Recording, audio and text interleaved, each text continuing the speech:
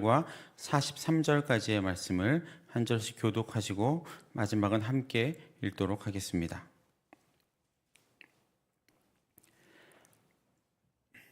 그 다섯 왕들이 도망하여 막게다의 굴에 숨었더니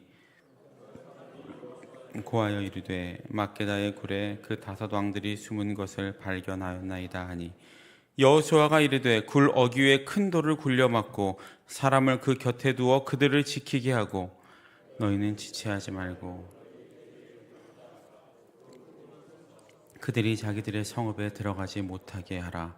너희 하나님 여호와께서 그들을 너희 손에 넘겨주셨느니라 하고 여호수아와 이스라엘 자손이 그들을 크게 살육하여 거의 멸하였고 그 남은 몇 사람은 견고한 성들로 들어간 고로 모든 백성이 평안히 막게다 진영으로 돌아와 여호수아에게 이르렀더니 혀를 올려 이스라엘 자손을 대적하는 자가 없었더라. 42절과 43절은 함께 읽겠습니다.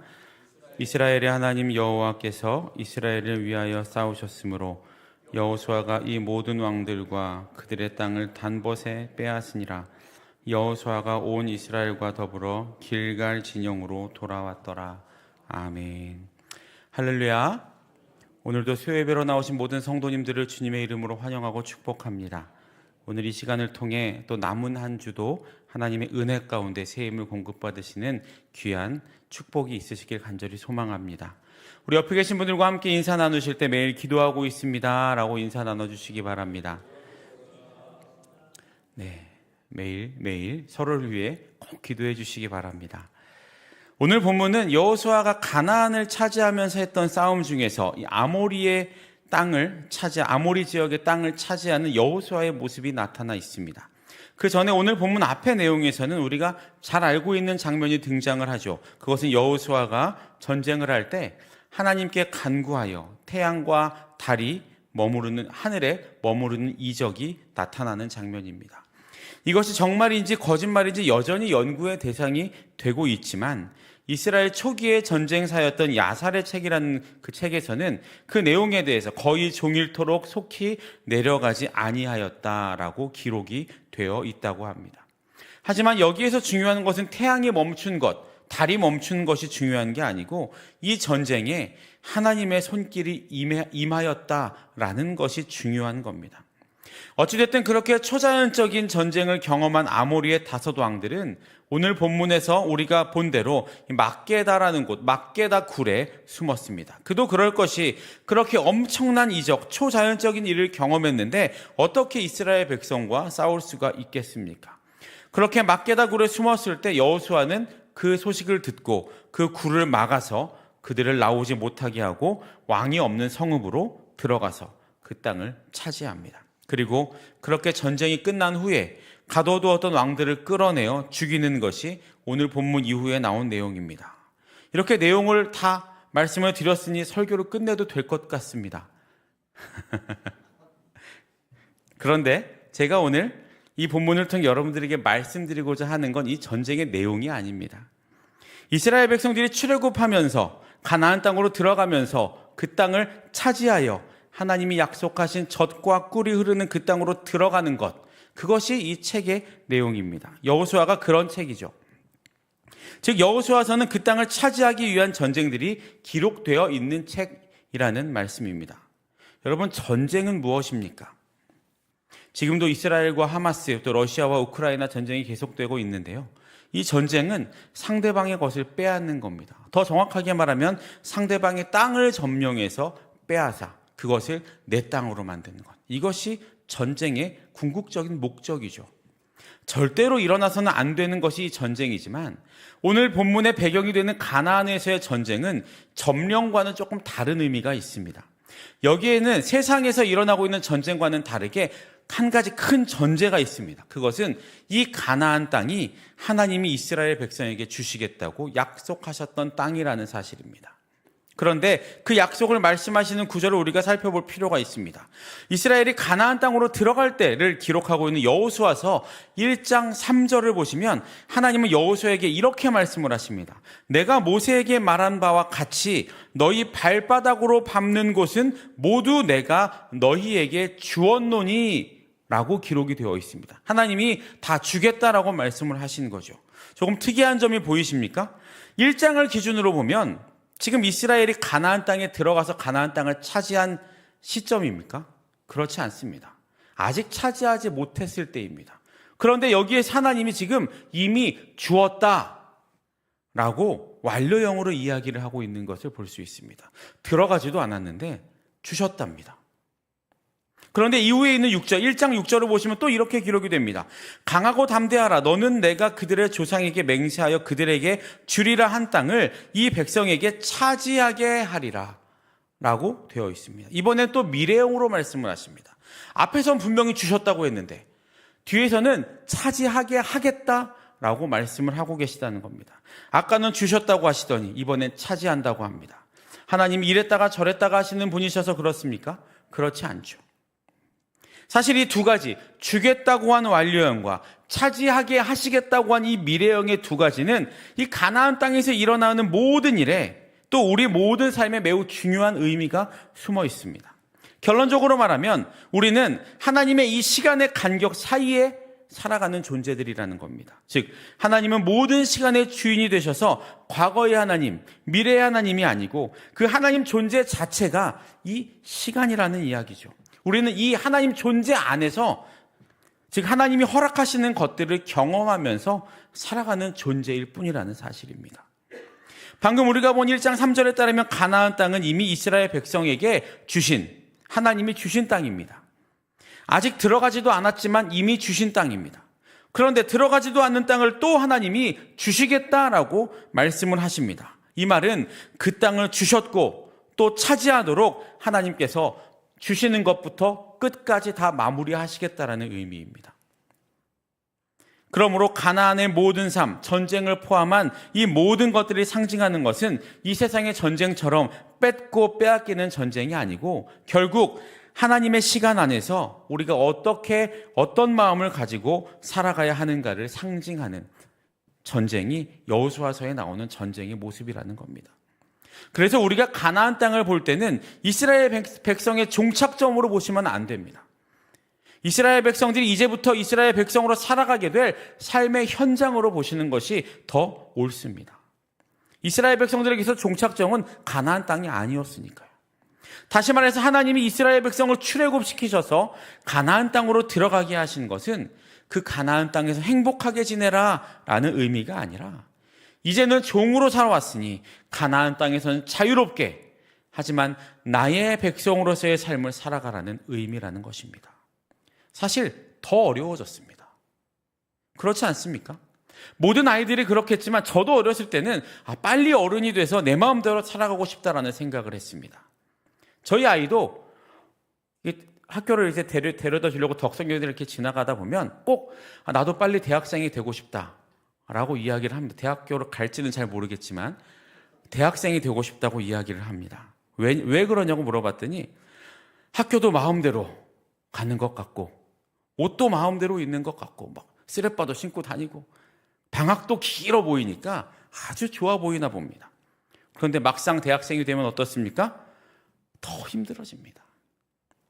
사실 자유라는 것은 우리에게 훨씬 더 큰 책임을 요구합니다.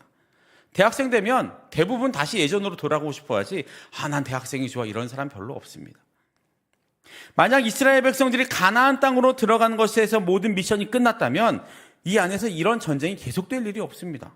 하나님이 다 끝내셨는데 왜 전쟁이 계속됩니까?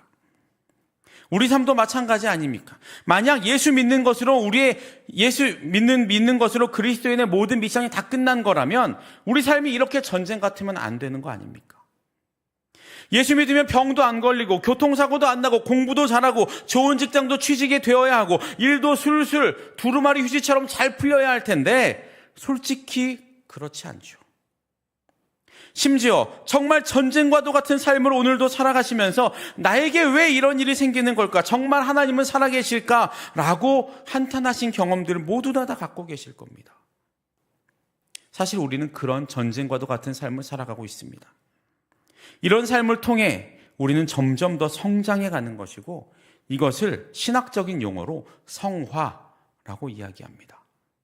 하나님이 주신 땅에는 이론적으로 전쟁이 없어야 합니다. 하나님이 허락하신 땅에선 이론적으로 전쟁이라는 것이 있으면 안 됩니다. 그런데 이스라엘 백성의 예를 보면 실제로는 들어가는 날부터 전쟁이 시작됩니다. 이것은 무엇을 상징합니까? 우리가 재정적인 문제나 건강적인 문제나 같은 외부적인 적과 전투를 벌이는 것이 아니고 우리는 매일매일 우리 내면의 적과 싸움을 하며 살아가야 한다는 의미입니다. 그리스도인은 거룩한 백성입니다. 그런데 여기서 거룩하다라고 할 때는 우리의 수준을 놓고 거룩하다고 말하는 것이 절대로 아닙니다. 성경에서 거룩하다라고 이야기할 때는 항상 그 신분에 초점을 맞추고 있습니다. 다시 말해서 거룩하다라고 하는 것은 내가 성경을 많이 읽고 신앙의 연수가 높고 기도를 남보다 더 많이 하고 유창하게 한다고 해서 내가 거룩한 사람이 되는 것이 아니라는 말입니다. 성경은 우리를 거룩한 하나님의 백성, 거룩한 백성이라고 말을 합니다. 이것은 내가 거룩한 것이 아닙니다. 내가 하나님의 소속이 되어 있어야 거룩해진다는 의미입니다. 즉, 내가 아무리 발버둥 친다고 해도 내가 하나님에게서 멀어져 있다면 내가 아무리 교회 잘 다녀도 거룩한 사람이 될 수 없다는 것이죠. 즉, 거룩은 내가 얼마나 하느냐에 따른 것이 아니고 내가 지금 어디에 속해 있느냐가 중요하다는 이야기입니다. 이것에 대해서 우리가 잘 알고 있는 야곱과 에서의 예를 한번 들어보겠습니다. 이 사건의 야곱과 에서의 사건에 대해서 로마서 9장 11절엔 이렇게 말을 합니다. 그 자식들이 아직 나지도 아니하고 무슨 선이나 악을 행하지 아니한 때에 택하심을 따라 되는 하나님의 뜻이 행위로 말미암지 않고 오직 부르시는 이로 말미암아 서게 하려 하사. 이 말은 어떤 의미입니까? 야곱과 에서가 아직 리브가의 태중에 있을 때, 리브가의 뱃속에 있을 때 이들이 어떤 선이나 악을 행하기 이전에 일방적으로 하나님 자신의 뜻에 따라서 하나님이 야곱은 사랑하시고 에서는 미워하셨다라는 의미입니다. 성경은 이것을 두고 택하심이라는 표현을 쓰고 있습니다. 즉, 하나님이 선택하시고 하나님이 택하시는 근거, 나를 거룩한 하나님의 백성이라고 선택하시는 근거는 우리의 행위에 있지 않고 오직 하나님께 있다라는 의미입니다. 그렇다면 하나님은 왜 우리를 택하셔서 하나님의 거룩한 백성으로 삼으신 것일까요? 간단히 말씀드리면 하나님 마음입니다. 복음은 어렵고 복잡한 것이 아닙니다. 하나님 마음입니다. 우리는 이것을 절대로 잊으면 안 됩니다. 내가 조금이라도 어떤 잘난 구석이 있어서 하나님이 우리를 고르고 뽑으신 것이 아닙니다. 저 같은 사역자도 또 이 자리에 계신 모든 성도님들과 또 모든 교회 직분자들도 다 마찬가지입니다. 우리가 이렇게 거룩한 백성이 된 것은 다 하나님 마음입니다. 아무 조건 없는 하나님 마음 말입니다. 그래서 거룩한 백성이 되었다라는 말은 도덕적으로 거룩해졌다라는 의미가 아니라 신분적으로 거룩한 백성이 되었다는 뜻입니다. 이 말은 반대로 말하면 하나님이라는 소속에서 벗어나면 거룩한 백성의 자리도 빼앗긴다라는 말입니다. 그러니 우리는 하나님께 잘 붙어있는 거룩한 백성이 되어야 합니다. 이것을 또 잘 나타내주고 있는 성경 인물이 한 명 있습니다. 우리가 잘 알고 있는 요셉입니다. 요셉의 인생에 대해서 제가 말씀드리지 않아도 너무나도 잘 알고 계시죠. 요셉은 도무지 이유를 알 수 없는 고난 속에 들어가게 됩니다. 한 번도 아니고 그 고난은 계속해서 몰려오고 고난의 강도는 점점 더 세졌습니다. 하나 통과했다 싶으면 더 큰 고난이 오고 그거 통과했다 싶으면 더 큰 고난이 옵니다.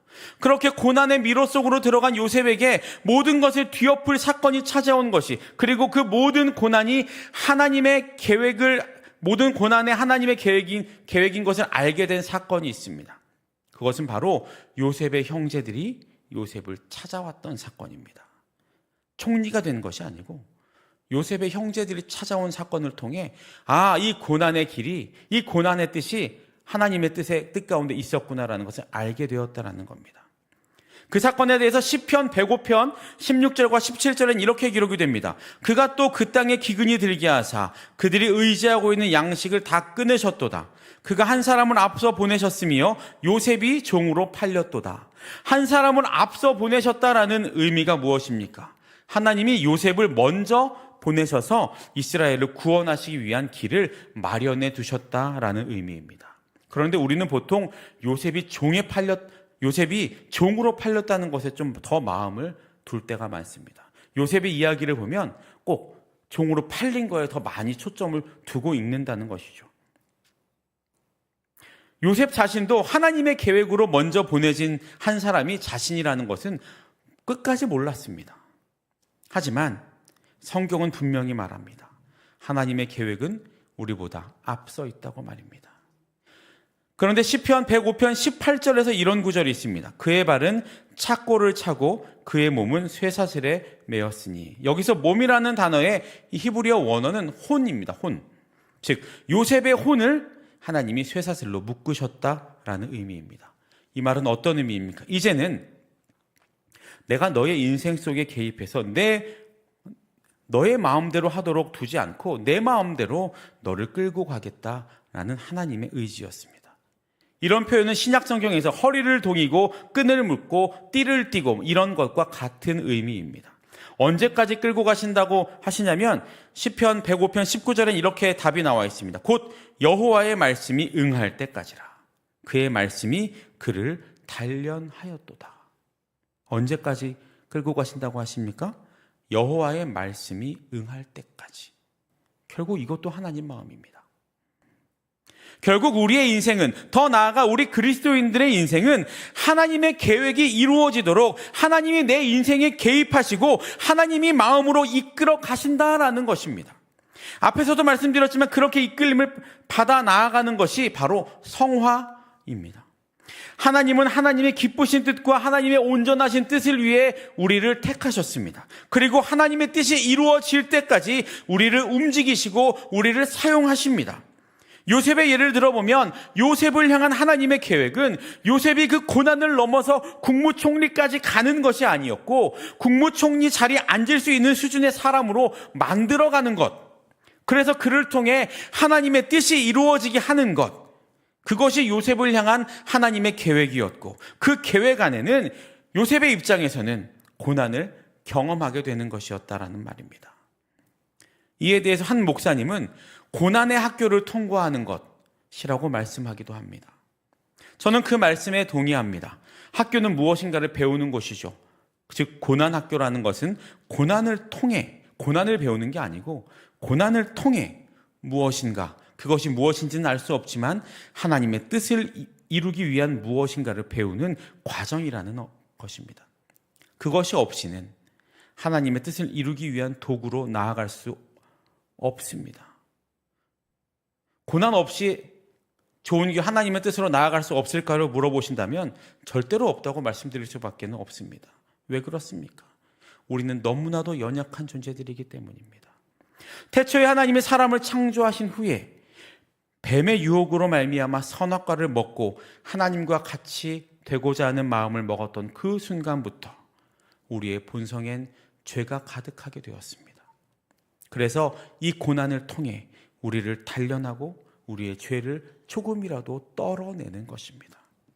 우리가 잘 알고 있는 성경 구절, 내가 가는 길을 그가 아시나니 그가 나를 단련하신 후에는 내가 순금같이 되어 나오리라 라고 한 욥의 고백처럼 말입니다. 다시 본문으로 돌아와서 그것을 오늘 이 가나안 전쟁에 대입해 보면 결국 계속되는 가나안 땅의 전쟁과 전투는 가나안 땅의 가나안 땅 안에 있는 이방 민족과의 전투가 아니라 이스라엘 백성 안에 순종을 방해하는 이스라엘 백성 안에 있는 죄성과 그 마음, 죄된 마음과 싸워 나아가는 것이라는 말입니다. 즉 하나님은 이미 우리를 거룩한 백성으로 삼아 주셨지만 그 거룩한 백성으로 마지막 주님 앞에 서는 날까지 거룩한 백성의 신분이 될 때까지 우리는 우리 안의 적과 계속해서 싸워 나아가야 한다는 겁니다. 참 어려운 일이죠. 하지만 이 어려움 뒤에는 분명히 놀라운 기적이 기다리고 있습니다. 그것을 확신할 수 있는 이유는 여전히 하나님은 우리를 사랑하시기 때문입니다. 우리를 향한 하나님의 사랑은 어떤 것입니까? 성경은 질투하시는 하나님이라는 표현을 씁니다. 아가서 8장 6절엔 이런 구절이 있죠. 너는 나를 도장같이 마음에 품고 도장같이 팔에 두라. 사랑은 죽음같이 강하고 질투는 스올같이 잔인하며 불길같이 일어나니 그 기세가 여호와의 불과 같으니라. 이 말은 하나님의 사랑은 우리가 하나님만을 바라보기를 원하고 자신을 통해 모든 것을 바라보기를 원한다는 의미입니다. 우리가 하나님만 바라보기를 원하고 세상을 바라볼 때도 하나님을 통해서 바라보기를 원하신다는 의미라는 것이죠.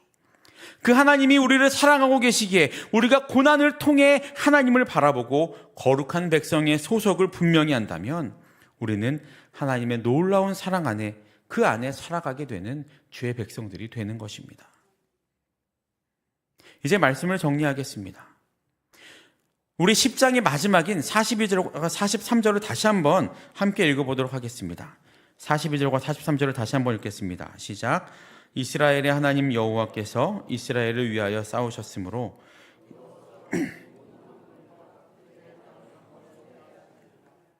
여호수아가 온 이스라엘과 더불어 길갈 진영으로 돌아왔더라. 아멘. 이 구절을 통해 우리가 꼭 기억해야 할 것이 있습니다.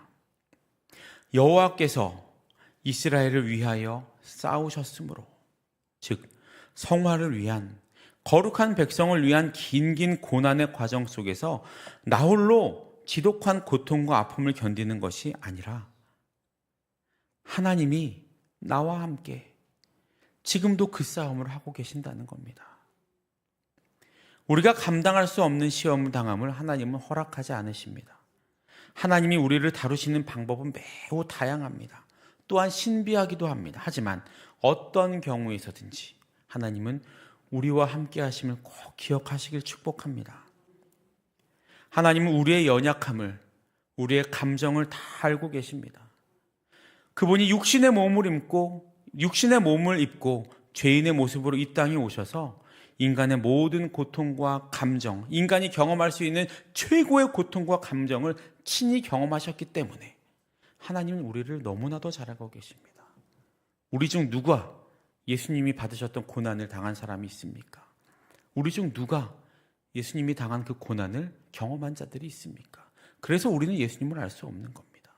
하지만 주님은 인간이 할 수 있는 모든 최고의 고난을 받고 죽으셨다가 살아나셨기에 우리의 아픔과 우리의 감정을 다 알고 계시는 것입니다. 그렇게 우리를 이해하고 계시는 것이죠. 그래서 우리의 인생길에서 우리가 슬퍼하면 하나님도 같이 슬퍼하시고, 우리가 기뻐하면 하나님도 함께 기뻐하시는 겁니다. 우리의 어떤 상황에 따라서 움직이시는 하나님이 아니고 우리를 보시고 움직이시는 분이 우리 하나님이십니다. 창조주 하나님이 우리를 보고 움직이신답니다. 얼마나 귀중한 일입니까? 그렇기 때문에 우리가 우리의 마음과 우리의 생각을 하나님이 아닌 다른 곳에 두면 안 된다라는 이야기입니다. 우리는 절대로 혼자가 아닙니다. 성경은 분명히 말합니다. 여호와께서 이스라엘을 위하여 싸우셨으므로. 여러분들 여호수아서 다 읽어보시니까 아시지 않습니까? 모든 전쟁 안에서 하나님이 함께 하신 전쟁은 승리했고 인간이 한 전쟁은 실패합니다. 그 모든 전쟁 안에 하나님이 함께 하실 때 비로소 성공할 수 있다라는 겁니다. 그 전쟁을 우리의 삶으로 그대로 가지고 들어와 보면 우리의 삶도 하나님이 함께 싸우시고 계시기 때문에 우리는 매 순간 승리하는 삶을 살아갈 수 있는 것입니다. 만약 우리가 하나님 없어도 될 것 같아요 라고 하는 순간 우리의 삶은 실패하고 세상에 넘어질 수밖에 없습니다. 사랑하는 모든 성도 여러분, 하나님은 우리를 자신의 거룩한 백성으로 삼으셨습니다. 그 의미는 세상의 어떤 것도 우리를 넘어뜨릴 수도 쓰러뜨릴 수도 없다는 의미입니다. 내가 실패하는 것처럼 보이고 다시는 일어나지 못할 것처럼 뒤집어져 있는 것 같을 때도 걱정하지 마십시오. 주님이 함께 하실 겁니다. 주님이 함께 싸워주실 것입니다. 그리고 반드시 다시 일으켜 주실 것입니다. 우리가 어떤 존재입니까? 독생자 예수님의 핏값으로, 그 핏값을 지불하시고 그 속량으로 우리를 사신 것 아닙니까? 우리는, 제가 여러 번 말씀드렸죠. 우리는 예수님짜리입니다. 볼펜은 1,000원짜리, 뭐 핸드폰은 50만 원짜리. 그런데 우리는 예수님짜리입니다. 예수님이라는 값을 주고 우리를 사신 거예요. 예수님이 얼마나 우리를 소중하게 생각하실까요? 여러분이 정말 좋게, 정말 비싸게 주고 사신 거 아무렇게나 막 이렇게 들고 다니지 않으시잖아요. 명품 백인지 가짜 백인지 아는 방법이 있다고 하죠. 비 올 때 보면 알 수 있다고 합니다. 가짜 백은 백을 머리에 이고 진짜 백은 백을 여기다 넣는다고 하죠. 소중하니까요. 우리는 그렇게 소중한 존재들입니다. 예수님의 핏값으로 우리를 사시고 우리를 살려주셨습니다. 그 소중한 것을 하나님이 포기하시겠습니까? 그 소중한 것을 하나님이 그냥 두시겠습니까? 그 소중한 것을 하나님이 쓰러지도록 그냥 내버려 두시겠습니까? 하나님이 오늘 우리에게 원하시는 것은 하나님이 우리와 함께 싸우신다는 것을 믿는 것입니다. 그것만 믿으면, 그것만 우리가 기억하고 있으면 지금 이 앞에 있는 모든 어려운 상황들, 우리 앞에 놓여져 있는 모든 안타까움과 힘든 상황들이 다 해결되게 됩니다. 그런데 내가 하겠다고, 우리의 뜻대로 하겠다고, 우리의 마음과 우리의 생각이 먼저라고 한다면 우리는 이 전쟁에서 승리할 수 없습니다. 절대로 승리할 수 없습니다. 우리가 하나님을 포기하지 않는 한 하나님은 우리를 절대로 포기하지 않으십니다. 그리고 오늘도 우리와 함께 싸워주시고 오늘도 우리를 승리의 길로 인도해 주실 것입니다. 바라기는 그 하나님의 손을 꼭 붙들고 오늘도 담대하게 승리자의 삶으로 나와 함께 싸우신 여호와를 등 뒤에 업으시고 승리자의 삶으로 거룩한 주의 백성으로 이 세상으로 나아가시는, 그 이 세상에서 승리자로 살아가시는 담대함으로 이 세상에서 하나님을 드러내고 나타내시기에 부족함이 없으시는 우리 모든 수요동교회 모든 성도님들 되시기를 주님의 이름으로 축복합니다. 이 시간 함께 기도하며 나아가실 때 주님의 거룩한 백성으로서의 사명을 감당하며 우리와 함께 싸우시는 여호와 하나님의 손을 붙들고 담대함으로 살아갈 수 있게 해달라고 기도해 주시고, 우리 수유동교회가 하나님의 마음으로 연합하고 하나님이 함께 하신다는 것을 꼭 기억하며 그 모습을 통해 우리 수유동교회를 통해 하나님을 드러내고 나타내는 성령 충만한 구원의 방주의 역할을 감당하는 교회가 되게 해달라고, 또 원로 목사님과 담임 목사님의 영육간의 강건함과 성령의 충만함을 위해 우리 수유동교회를 위해 이 시간 주여 한번 외치고 함께 기도하며 나아가겠습니다.